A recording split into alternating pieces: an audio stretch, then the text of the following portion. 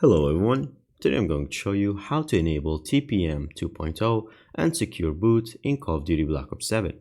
Make sure to watch the video to the end, not to miss any important details, like and subscribe. First of all, you're going to check your current system settings. Going to exit Steam, and then from here you're going to go and hit Windows R key. Then you're going to type first thing, which is going to be tpm.msc.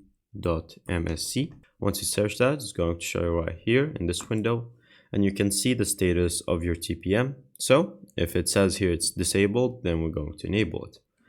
Once you have that checked, close it, click Windows Run again. Then you're going to go to MS Info 32, and we're going to need to check the secure boot. So secure boot state also have to be enabled. Now to enable both of them, you're going to then close this. Now we're going to enter the BIOS menu.